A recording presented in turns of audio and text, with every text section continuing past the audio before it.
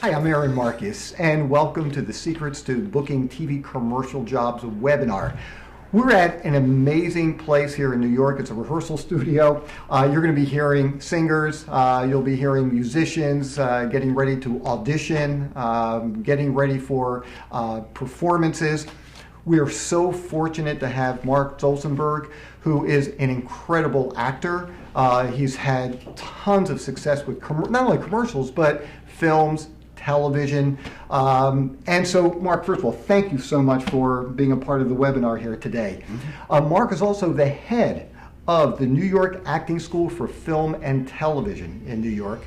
And he's going to be sharing his insights with how to book TV commercials.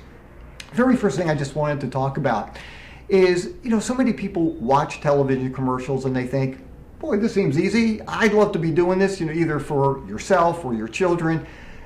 The reason why it looks so easy is because people are really good. People understand techniques, people understand how to get ready for the audition, they know how to audition, and they are so skilled they make it look simple. So that's what we're going to be teaching you about today. So let me first just start off by mentioning there are three basic components to TV commercials. You've got lifestyle, which is you get a sense of somebody's life. You also have spokesperson, and that's when somebody is talking directly to the camera, and you also have something called MOS. MOS is there's no sound. So the very first thing that I wanted to get started with and have Mark talk about is when you initially get a phone call or an email from an agent saying, hey, I've got a commercial for you to audition for. What do you do first? I would say, what's the spot?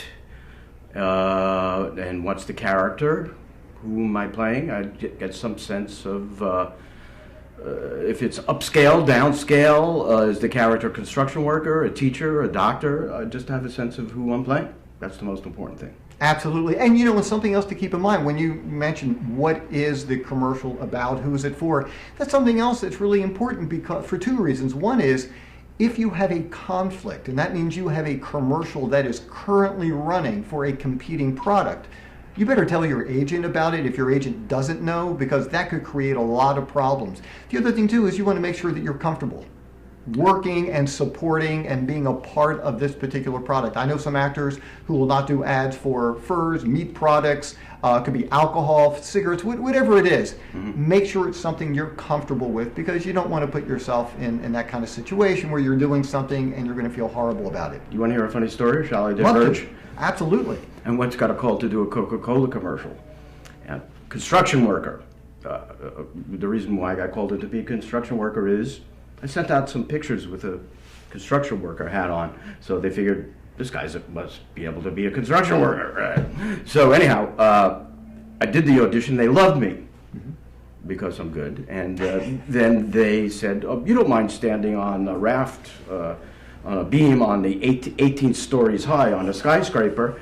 And I'm from the school of, yes, of course, I can do that. You never say no as an actor, I can't do that. Yeah, sure, no problem. So then I got a call back, and I was like, I hope I don't get this commercial because I'm like afraid of heights. So I just had to tell the story as it's relating to what you're talking about. Yeah, and that is a good point. So when you were talking about, now did you actually go to the initial audition with a construction hat on, or because basically what I'm really trying to get at is, do you believe in dressing the part so that when you go to the audition, you actually look like that person? I think you need to suggest the character. You don't have to be meticulously perfect, but if you're supposed to be a Wall Street businessman, I would not go in looking like a bum in the street. It just doesn't make any sense. So. Right, and if you're a doctor, you don't have to bring in a stethoscope. Right. You don't have to bring in tongue depressors and booties on your feet and masks. Right. Because basically, I can tell you that especially in larger markets like here in New York, casting directors are going to say, look, I know what doctors look like. I want to see if you can act. Right. Now, and just like you were saying, and I agree, you don't want to go in necessarily with flip-flops and shorts and ripped up T-shirts. In fact, if they want you to do something specific, dress-wise, they will usually have accessories in the room and tell you, here, put the stethoscope on, and they'll give you a stethoscope to wear Yeah. as a prop or whatever. Right. They'll have stuff for you. Yeah. But I actually played a doctor once. I just wore a white shirt, and they had me roll up my sleeves, and I was doing a little operation thing, and that was it. But I wore a nice white shirt. I didn't wear like a ripped up T-shirt, you know. Right. And I can tell you what I do is I generally will bring a lab coat with me. I'll wear a suit. I'll bring a lab coat with me, and then I'll ask. I'll ask the casting director, hey, is it okay if I put the lab coat on? Sometimes they say yes, sometimes they say no. But I can tell you, when I do wear a lab coat, I look like a doctor. I feel like a doctor. And so It helps you. Yeah, but I always like to ask because I don't want to, just assume that. Now, so you're getting the phone call, you got the information, you know what the character is. Certainly, you also need to know, the dates of the shoot, the dates of the audition, dates of callback, just to make sure that you are available on all those dates. So now you're getting ready to go to audition, you go to the studio, and you're feeling nervous. You're feeling really scared, and that can happen for a variety of reasons. And just as everybody knows, even seasoned actors will get nervous for certain types of projects. I can tell you, look, I've done over 1,200 jobs. There are certain auditions and certain jobs that scare me. And so I'd like to hear from you. How do you teach people to deal with their nervousness?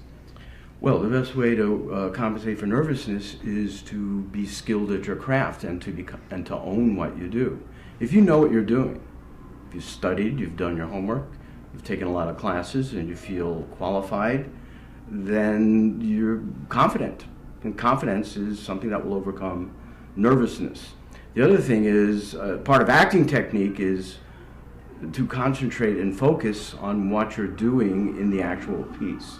So if you're actually focusing on your intention in the scene, sense of place, doing your character, if you're doing all the things you should be doing as an actor, there's not that much room left for you to be nervous because you're too busy. Yeah, and the other thing too, and I agree with that 100%, some of the other things that I do that helps relax me a little bit is sometimes, and I don't do this in front of the casting director, but I might take some really deep breaths, let it out slowly, just to calm my body down. And the other thing too is, my goal is not trying to book the job. And my goal is to have a good time. Right. I want to say the enjoy same myself. thing, yeah. And so when I don't feel the pressure of having to book the job and just to enjoy myself in that 2 minutes that I might be in there with the casting director, that also takes some of the pressure off. And I also think, look, the worst thing that I could possibly do is do a really bad read. That's the worst thing. And look, we're humans. Sometimes you do good auditions. Well, I can understand exactly what you said, but I think I work opposite almost. I feel like when I go to an audition, I want that job. And the moment I walk in the door, I am totally 1,000% focused. How do I get cast on this? How do I get cast? And I look around, I see what other people are doing. I'm getting clues from different things, from the casting director's body language, from different things. I'm like 1,000% get the part. And that focuses me. It's sort of like playing, if you're playing center field for the Yankees, you're sitting there and you're waiting, you don't know where the ball's going to come. And you're just waiting to see where it's going to come, and you're totally focused. And if you have that kind of like hyper awareness, it keeps you from being nervous also. Because you're just determined to get what you want to get. Yeah, and look, many people do it in many different ways. Some people go into the audition with the mindset of, like, I booked this job. And if I didn't book it, they must have just canceled the entire project. Otherwise, I'm sure I'm going to get it. And look, whatever works for you, that's the way that you want to go about doing it. Now, in certain markets, not in all markets, but in some markets, and certainly in New York, you will have a copy board. And basically, and you're going to be seeing this in a little bit, where the commercial is actually written out on tagboard and it's up on a poster, and that's what the actor is reading off of. So in case you do run into that situation and you do have the copy board, Mark, would you explain to people what is the best way to deal with it? Because typically, we're told when you're doing a commercial, you're looking into the lens of the camera. Correct. And not to say that you can't look away and come back, but it's not like you're auditioning for film or TV where you will have a reader and kind of look to the side. So when the copy is off to the side of the camera, how do you deal with that? Well, that's practice, just like anything else. You should take my class, that's what you should do. But you're reading off a board and then you're going to the camera whenever you can. The real skill is picking your moments, and that's where the genius comes in. When am I reading the copy board? Because most of the time it's a cold reading and you're not going to have a chance to memorize it. No way. Not in New York anyway. They give you the script, you're not going to be able to memorize it. So when am I reading off the copy board and when am I looking into the camera? When you're waiting to be seen, you should make those decisions, right, on your copy. Read off the copy board over here, go to the camera over here. Pre-decide when you're doing that, so that when it does happen, when you're reading da da da da da da da da ba ba ba ba, and you have your moments pre-selected to go right into the lens, and that way you look confident and you look like you've made choices, professional choices, and you're not getting into one of these things like, where am I? Am I on the board? I'm in the camera. That looks amateurish. Well, it's going to be great. We're actually going to have a really talented actor come up here in a little while, and you're going to see her actually do this process. Mark's going to talk her through it, and so you'll get a chance to actually see exactly what Mark is talking about. Yeah. So basically, what you're also saying is you're not going to just stay on the copy board the entire time, and you're not going to just stay into the camera because it's not, chances are it's not going to be memorized. So your idea is, do you even attempt to memorize it, or do you just try to become very familiar? Everybody's different. There are people, I've seen actors with photographic memories who could look at a page 3 times memorized. There are people out there like that, but I'm not one of them. Most people, 99% of us aren't.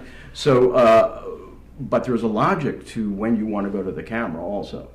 There are moments that you want to punch. If you're saying the product name, I would say into the lens, because that's the product name. There's also a rule of thumb to memorize the first line of the copy and the last line, so that the first line is right into the lens, and then you're reading, and when you're close, right into the lens. Strong first impression, strong last impression. You've impressed them on both ends of the package.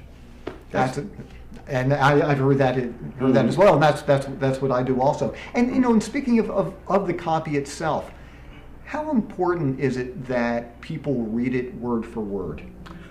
I think it's pretty important, actually. I think there's a little wiggle room for like an and an and a little what do you call them? A little like a little pause, little ums and ahs kind of thing. But copy for commercials are meticulously written over a period of, could be years. They could be working on a campaign for 5 years, paying Madison Avenue copywriters like tens and hundreds of thousands of dollars to come up with this perfect copy. And then if you come in and decimate the copy, then you're out. Right. So I have tremendous reverence for copy for commercials. I just think they're like poems. Every word in a copy for a commercial is picked for a reason. There's nothing arbitrarily thrown up there on the board. And you have to respect that and honor that. And they're looking for somebody who could do that. And there's a very specific time slot that you have to finish the copy in. And as a matter of fact, something that I do is when I'm first going over the material, if I know it's a 30-second TV spot, right, I'll actually time it just so I have a sense. And I figure that they probably want at least 5 seconds at the end so that an announcer can come in or a voiceover talent can come in. So, if I'm in that 24, 25 second time period, I know that that's a pretty good pace for the commercial. But if I'm coming in at 40 seconds and it's a 30-second spot, something's wrong. So at least that will give you a general idea of, and once again, you don't have to hit it on the button. This is an audition. Right. And people get it. But yeah, and I'm like you, I don't memorize things very quickly. I certainly try to do the words, as written, especially in commercials. Because you're right. I mean, every word is very, very important, and you want to respect. There's also, just referring to what you were just talking about, and I teach this to my students. Oh, we just lost some copyboard, but that's okay. There's a musicality to commercials, and the more you practice doing commercials, and the more commercials you do, and that's why it's great to take classes, because you develop like an instinct for the music, what I call the music of the spot, and the cadences, the pauses. Even a commercial pause is different than a dramatic pause or a theatrical pause. It's a commercial pause, and it's subtle, but it's different. So you learn that kind of feeling, that music, and most commercials are on a kind of metronome. I think of it as a metronome that's clicking away, and you're trying to stay on the count, almost like a musical score. Mm-hmm. Yeah.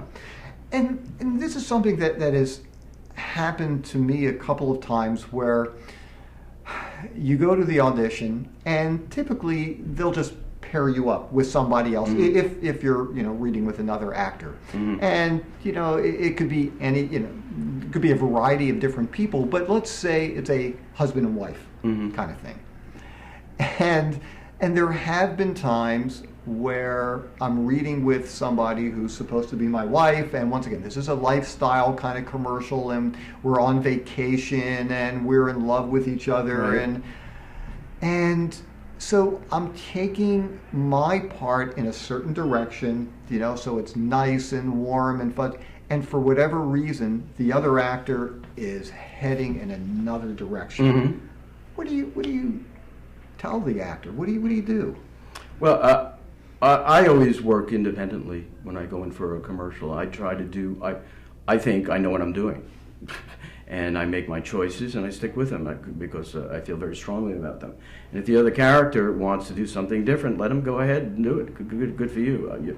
But I'm sticking with my choices. Yeah, but the tricky thing is, and that's what I do as well. The tricky thing though is, they want to cast somebody who has chemistry together. And certainly, if we're in different paths, there's not going to be chemistry. So what I always hope for is that they really like my read, and then when they have a callback, they'll call me back and have me read with somebody else that they also liked. Right. And rarely do you go in for your first audition for a commercial. Let's say it's a two-person commercial, man and a wife, that they're going to use those two people together. I've actually never seen that. So they're looking at you as an individual, and actually, if the other person's giving a bad reading, and you're sticking to your guns and doing it correctly, they're going to respect you even more and say, "This guy knows what he's doing. I want to use him." Because I tell you, one time I did it. Well, just to add one other little layer to this, there have also been. It hasn't happened a whole lot, but there have been a few times where I've auditioned with somebody who clearly had a very strong theater background and really has not done much, if anything, for film, TV, commercials. And we're doing a scene, and we are literally 6 inches away from each other, or a couple of feet, and they are booming and trying to hit the back row. Right. And I'm kind of dying inside because I'm thinking, this is going to be horrible. I'm just talking to and they're kind of screaming, at me. And my intuition is I'd like to just kind of tap the person a little and say, "Excuse me, we're only a couple inches away." But I would never say that. And I've asked some casting directors how they felt about this response. If after the audition was done, we're walking out of the room, the other actor walks out, so I'm not embarrassing anybody, and I turn around and go, "Oh, could I possibly read that again with somebody else?" And it was very clear. The casting directors that I spoke with said, "No." They said, "Look, we get it. We saw you. You're good. We got you. We got it." And sometimes they will ask for me to stick around and read with somebody else, but they said, "Don't ask." Right. So, but also you have to defer to the casting director. It's their ball game. So if the person who you're reading with is screwing up, let the casting director correct them. It's not your job. Your job is to do the best you can for yourself. And if the casting director wants to redirect the other person, they'll do it. Leave it up to the casting director. Yeah, you're right. Now, they're the parent in there. It's not exactly to be saying anything. And and the other thing too is just speaking about working with another talent. And let's just go back to the husband and wife thing. sometimes either it's actually in the copy and they will have notes, or sometimes, just to make it more believable, if it is a husband and wife and there's something very loving going on, and it's something very special. It's good to have sex in the bathroom before you go into the audition to make it.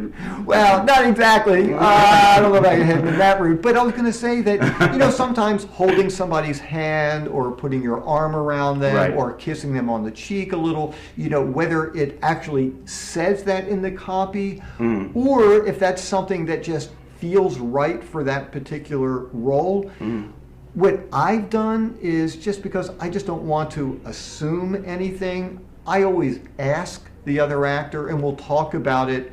Because normally, like when you are paired up with somebody, hopefully you'll have at least 5 minutes, to sit and talk with the other person. Right. And sometimes what I will do is, I'll try to get to know, there's a complete stranger, most of the right, time. And I'll try to get to know the person a little bit, to find something about that person that I really care about. And then I might even ask, is it okay, if I hold your hands, is it okay for me to, put my arm, it's okay to, get, and 99.9% of the time, they go, yeah, of course, that makes sense. But you know what, I do ask, because I did once run into a situation where it didn't work out too well. And well, I put my hand across the table and I'm holding the woman's hand, and she kind of like yanked it back. She goes, "What are you doing?"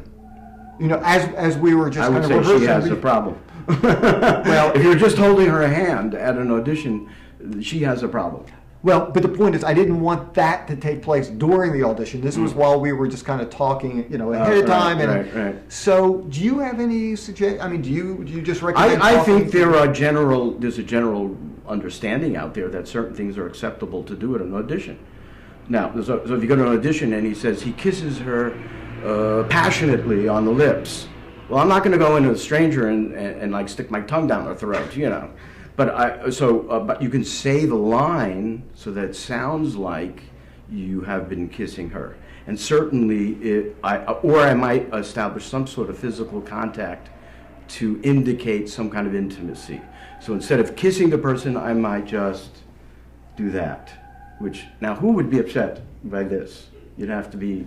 Well, strange still, person. I would rather it take place and discussed prior to going in there. It doesn't hurt to have it. Just to make sure, because I don't want to be in the middle of an audition and have something weird like that. And you're right. It's rare, but I'd rather not experience that in the middle of the audition. Yeah.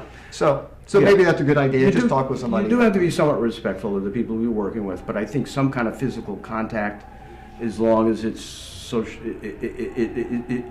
there's sort of a general understanding of what it's acceptable. Sure. And touching somebody's shoulder or shaking hands, or these are acceptable things to me. Sure.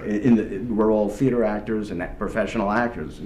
Yeah. It's not like you're going up to a stranger in the street and touching them, Okay, so now we've gone from getting the call to the audition.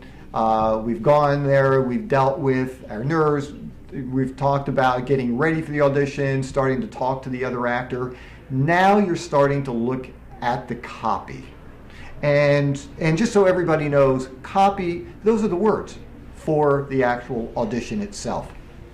So one of the things that I wanted to have you talk about, because it's something you teach in your classes, is how to analyze the copy, which is really important, because if you don't have a real clear understanding of how to do this properly, it's going to be really tough to book the job. So actually, for everybody has the copy that we're going to be discussing here, so you can take a look at it as we're talking about it.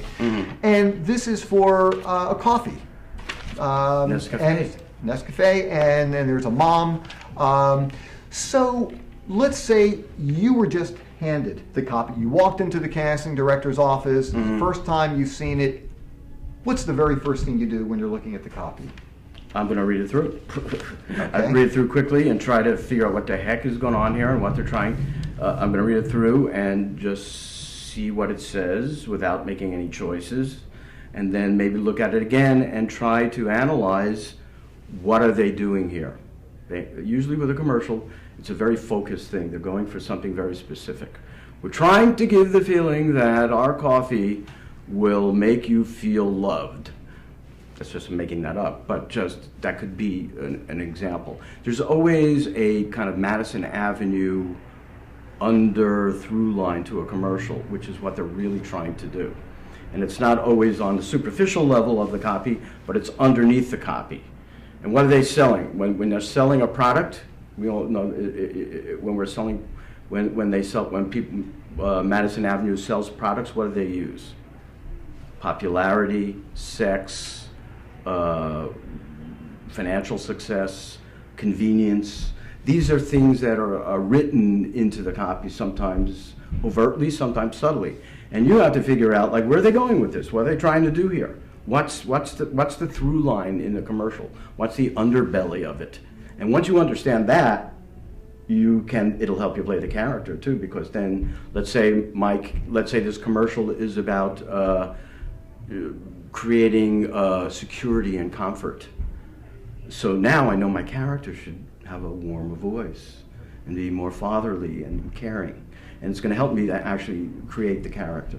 And when you're talking about the character, certainly one of the things that you have to be thinking about is, who are you talking to? And when I'm talking about who you're talking to, I don't necessarily mean, are you talking, to a husband in this thing, but in your own personal life, who are you having these words with? Because, as you will find, if you are auditioning and you're thinking of an ex-husband, well, your read is going to be very different than if you're reading to a parent or somebody that you are jealous of, or somebody that you want to start dating, or a teacher. So it's crucial that you have a very clear understanding, because sometimes when I'm working with people and they'll say, well, I'm just, I'm talking to people, I'm talking to the camera. Well, that's very generic, which means it's not going to have any real zip to it, and there's nothing emotionally tied to it. You have to personalize the whole thing. Exactly. So basically, you look at it, and you're saying you try to figure out, what are they trying to say here? What is going on here? Yeah. And then you have to figure out, who in your life are you having this conversation with? To get you where they want you to be. Exactly. Now, do you take the directions from the copy and always use that in the performance? Like here, as you guys can see, it says monotone, fast, today after taking the kids to With commercials, I would say yes. Because this particular commercial, right off the top, it says mom, and then in parentheses it says monotone, fast. Well, why did they put that in there? Because they want you to read it monotone and fast. It's like in a play or in a movie audition, you could ignore that stuff and make your own interpretation, but not for a commercial. It's very specific. They're looking for something there. So I would not ignore those parentheses. Good. Okay, and the other thing too is, so now you figure out who in your life you're having this conversation with, which certainly will color how you read the lines. And there's also something called like the moment before and the moment after. Would you talk a little bit about what that means? Yeah. I would also like to just back up a bit, if you don't mind, in terms of who you're talking to. So there's a saying in the business, tell, don't sell. You're not selling something when you do a commercial. You're just telling someone you care about, a friend, a relative, a lover, somebody you know, about something special that you've discovered, and you're trying to share that information with them. So if you could put somebody in the lens who you really like and who likes you and who you want to help, it's going to personalize it for you and make you more genuine and make you more likable as the performer. So you really have to personalize it. Talk to someone. You can even use their name. Their name's not going to be in the copy, but like my best friend's name is Brian. So if I say, let's say the line is, Ford motor cars are the best. Let's say that was the line. So I might think, Brian, Ford motor cars are the best. So I might think my best friend's name before I say the line. And it's going to help me to place it to my friend so that it comes out in a very genuine way. That's great. And also, it gives you a reason to say that first line. Right. You know, by saying either a name, or sometimes for me, I'll just use a word or two just to give me a reason. And to give you a specific example is, if the first line, like here, is they'd rather not go, and forget about the actual read itself, but I might be thinking to myself, you know something, they'd rather not go. And just by saying those couple words to myself, very, very softly, off camera, it helps give me a reason to say that first line. And it's like now I'm sharing my world with you. Right. The other thing is I always tell my students, every single word you say in a commercial has to be justified. Every single word. So let's just look at the copy here for sample. Today, after taking the kids to a place they'd rather not go. That's the first line. Today, after taking the kids to a place they'd rather not go. So how do you justify, what do I mean by justifying that? Today, what day is it? Is it Monday, Tuesday, Wednesday, Thursday, Friday, Saturday, or Sunday? You have to know. You have to know what today is. After taking the kids, what kids? How many kids? 3, 4, 7, 12, your kids, your cousin's kids, whose kids? Not only that, if you have 3 kids, you better know their names, because I feel sorry for you if you don't. So after taking your kids to a place they'd rather not go, I would make sure, when I would scribble down on my copy the names of my kids, because I personally don't have kids, and I want to create it in the commercial. So Joey, Sarah, and Helene, my 3 kids. And how old are they? 8, 12, and 13. I'm giving myself a life to justify what I'm saying. So today, after taking the kids to a place they'd rather not go, so now I have to know, where is this place they'd rather not go? And of course, we all know it's school. That's not too hard to figure out. What school?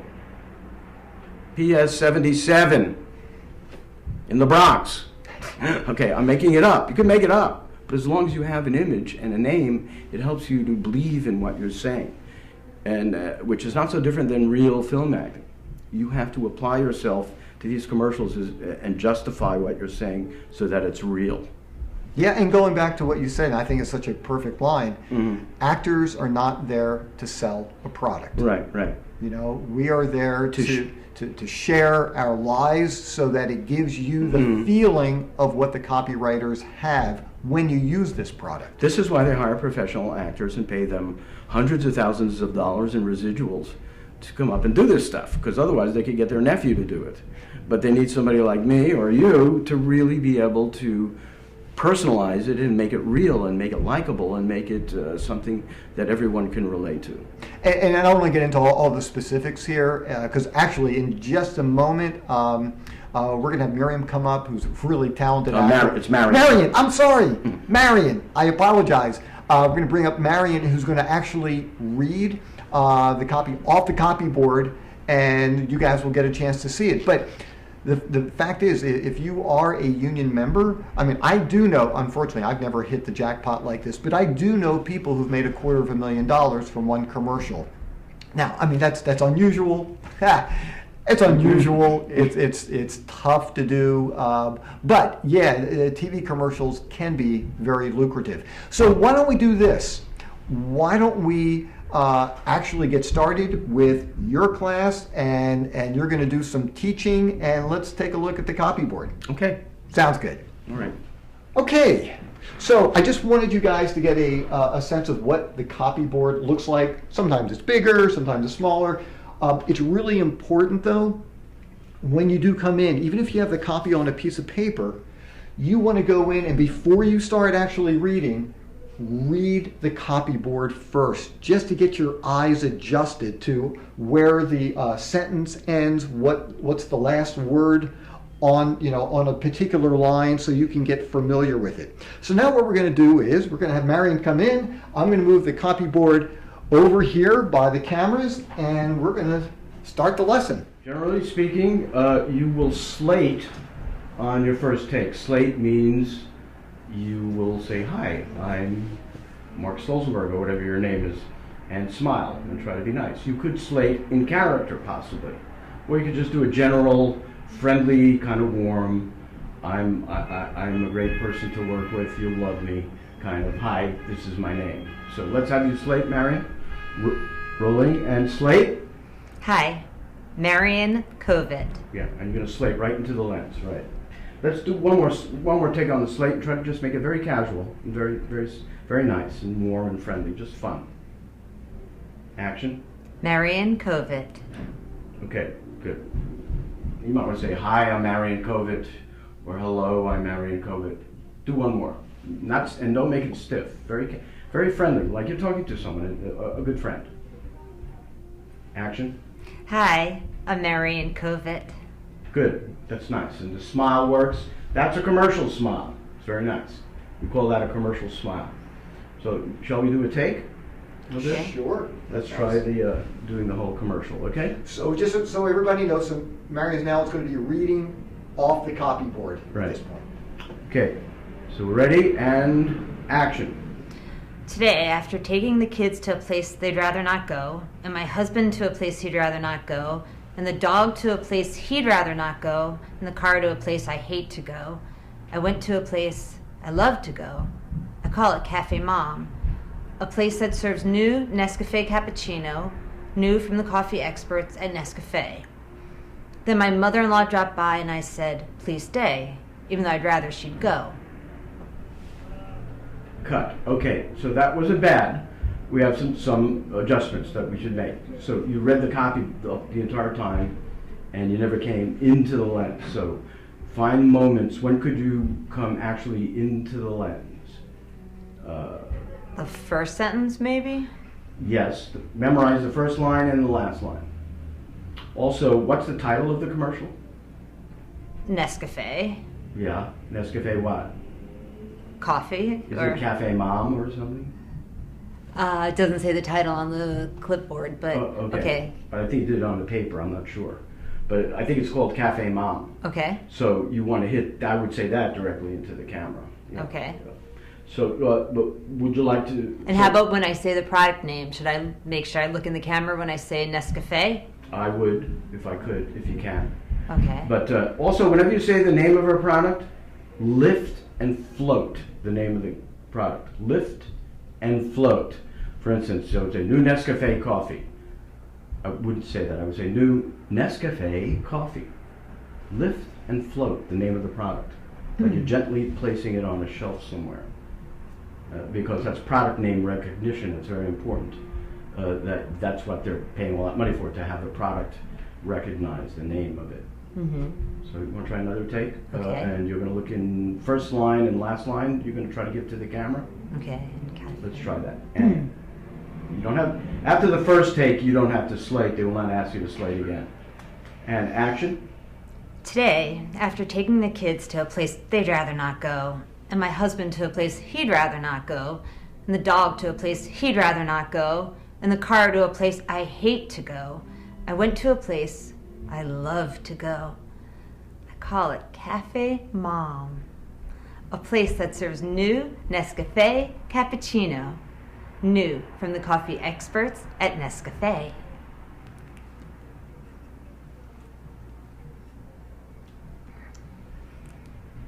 Then my mother-in-law dropped by and I said, please stay, even though I'd rather she'd go.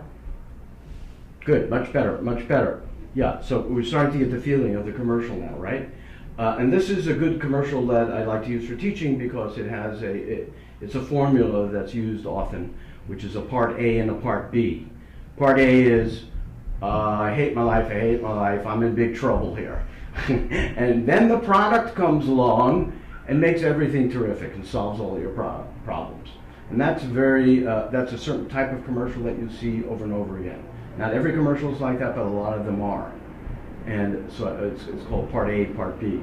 So I would like to see even more that in the first part of the commercial, you're sort of miserable and unhappy because you have all these chores to do that you really don't want to do, that you hate to do.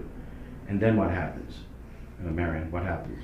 Then I'm in heaven, then I go to a great place, my most favorite place on earth. Right.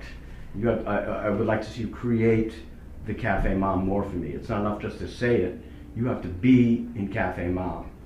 And if I were doing this, I would, in my imagination, create a space that I personally love in my life, wherever it might be, you know, in my personal life, and really make that work. Someplace where you really feel good about yourself. And since we're talking about this, what do you think this commercial is about? A mom finding happiness, taking a break from everyone and getting happy because of Nescafe. It's about finding room in your life to be yourself.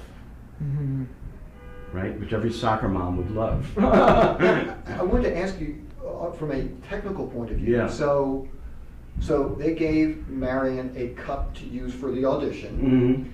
And do you have any recommendations for how to best use that? Was it because I mean you used it? Is that exactly how you would like to? I would have liked to see the coffee cup in the spot before you actually picked it up to drink it. It's a little you're out of frame. She can't tell because she's not looking at it. But keep the coffee a little bit not Is awkwardly. it in frame now? Don't make it awkward. I want to know what level it's in frame. Right there is good. Right here there. is in Now frame. you're in frame. Yeah. Okay, so I would pick it there. up a little bit sooner. When you say Cafe Mom, the coffee should be there. I should see the coffee. And any recommendations for how it's held? Do you smell it? Or Yes. And you take a sip. Is there a part where That has to be the best sip of coffee that anybody has ever taken in their entire life, in the entire universe, for the history of mankind. It has to be manna from heaven, because it transforms you into a self-actualized woman. So that's what this commercial is about. This commercial is about someone who goes from being a chauffeur and a slave to a self-actualized woman. And I need to see that self-actualized woman as a result of Cafe Mom. But that coffee changes you. And I guess the other trick too is if you're going to take a sip of something, you have to swallow it as well. And also feel the warmth of it, smell it, take your time, swallow, smell it. Coffee, there's a warmth and a soothingness about the coffee that I think is part of the spot. And it should be in your voice. I call it Cafe Mom, right? I'm at home. My heart is home here, right? As opposed to running around all over the place, taking care of things. Okay, so let's try it again. Okay, and action. Today, after taking the kids to a place they'd rather not go, and my husband to a place he'd rather not go, and the dog to a place he'd rather not go, and the car to a place I hate to go, I went to a place I love to go. I call it Cafe Mom, a place that serves new Nescafe cappuccino, new from the coffee experts at Nescafe.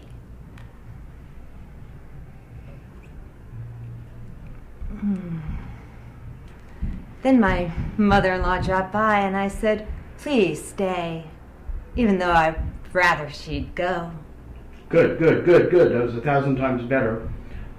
Much, you have the right, that's the exact feeling of the commercial. I think you're a little over the top with the Cafe Mom thing. You looked a little bit like Stepford Wife kind of thing. Okay. So bring that down a little bit. Okay. Just make it real. Okay. I call it Cafe Mom. It's something that you love. But you don't have to beat it to death. Okay. You don't have to be so over the top by making it, like this super wonderful, terrific thing. Just make it real. Okay. Make it real for you. What do you like to drink at home?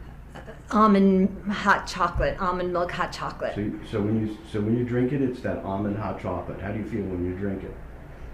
It's yummy. Okay, yummy. Okay, yummy. Great, that works for me. Let's try it again. And you notice she was in the lens more that time too, because she's getting some practice, and it's very empowering to be able to come into the lens as much as possible. Okay, so should we try it again? But I love the way you did the first half. It was very believable, and the Cafe Mom was just a little bit corny. I would just try to make it more real. Okay. And if I could just jump in for just 1 second, also because we didn't talk about it, your wardrobe is great for this. Oh yeah, yeah. I was just looking at it. I was like, yeah, that's the mom. Yeah. Oh, let me also say, the most important moment in a commercial is what? When you are using the product, even if you're not talking. So if you're using the product, a picture is worth 1,000 words. I'm sipping a cup of coffee. That's the most important thing you're doing in this whole commercial, is sipping that coffee. It's more important than anything you say. So take a little more time with it, perhaps? So there you can just take your time with it and just make it real and full and, play it. Yeah. You don't have to feel like rushed to sip the coffee. So that's the most important thing you're doing. Okay? Ready? And action.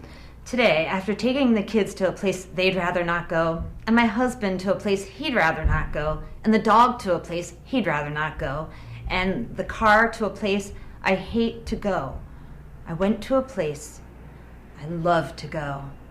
I call it Cafe Mom, a place that serves new Nescafe cappuccino, new from the coffee experts at Nescafe.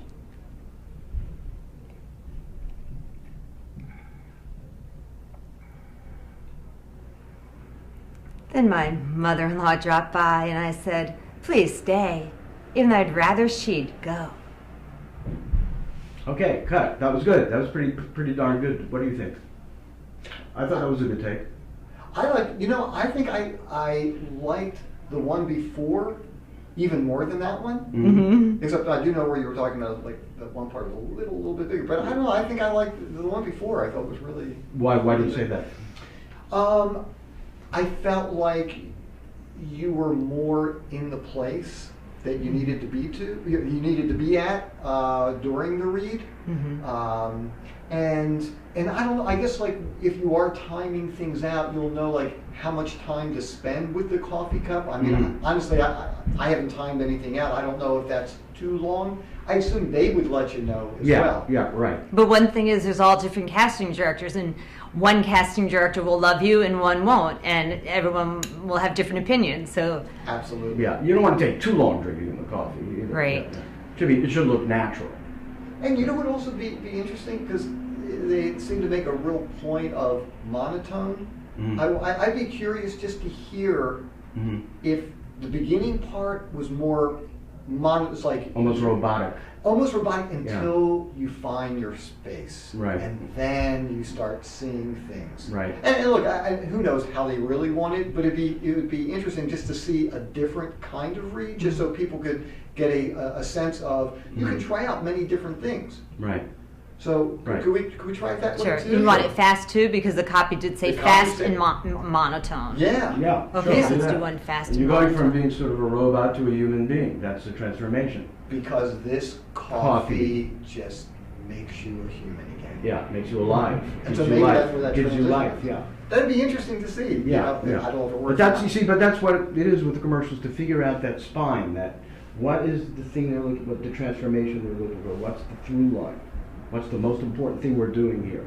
We're seeing somebody who's robotic, has no life, who's just serving other people, and now she finds herself and becomes human. Right? Yeah, That's the story. Yeah, absolutely. I'd be curious just to see it. Okay, Yeah, monotone, first part. Monotone Okay. fast. Yeah. And then you make the decision as to where you think that transformation takes place.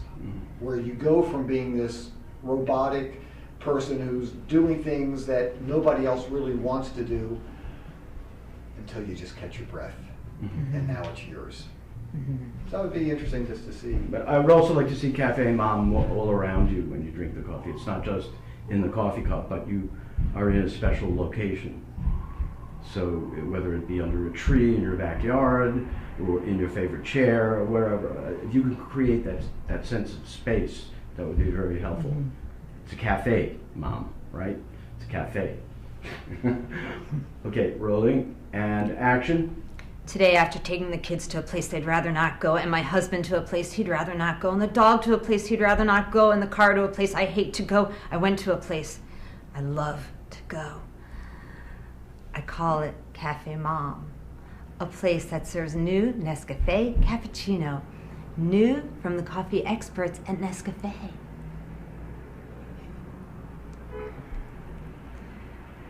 Then my mother-in-law dropped by and I said, please stay, even though I'd rather she'd go.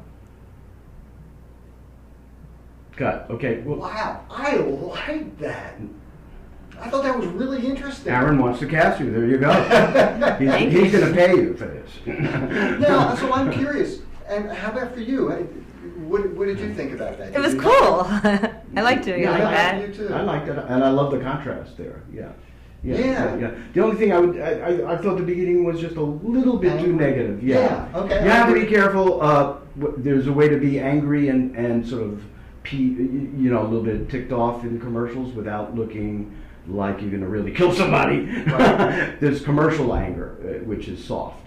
Right, and I agree 100%. Yeah. I did see something, but I love that feel of, you're doing this, you're doing this, you're doing this, you're doing. But now this is for me. Right.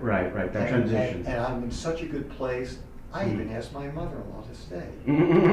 I love that idea, and certainly, I mean, that's why we spend time playing with this stuff before we actually go in. But when you have that understanding, like you were talking about before, of how to make this thing real, how to make this thing sing, what are they looking for? Right. And I thought you did a great job with that. Yeah, that was very nice. They might also want to see flexibility, that Right. you're workable, that you can do There are many choices. times where they don't know exactly what they're looking for, and so they may ask you to do it 2 or 3 different ways. Well, try it this way, a little bit less angry in the beginning, or more angry in the beginning, and then they're going to show that to the Nescafe people and let them decide what they want.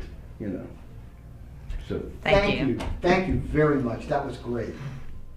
Well, this was incredible, and I want to thank you so much for taking the time. I'd like to thank Marion so much for trying out things and also being flexible and taking direction, even if you didn't necessarily feel it was the right place to go, but just to show examples of how to do all this. And certainly I want people to be able to know how to get in touch with you, how to sign up for classes. What's the best way for people to reach you? Well, I have a website. It's Acting Class for Film. That's FOR film.com. actingclass4film.com, or the New York Acting School for Film and Television. Either one of those should get you there. And my name is Mark Stolzenberg, STOLZENBERG. When you Google my name, my school comes up. So. That'd be great. And you offer classes regularly? Yes, I 4 nights a week. Yeah, here at my studio. Fantastic. Yeah. Well, listen, this was a great experience. I learned a lot. Just want to thank fun you working so with you, much. yeah. It was great. Okay. Thank you so much.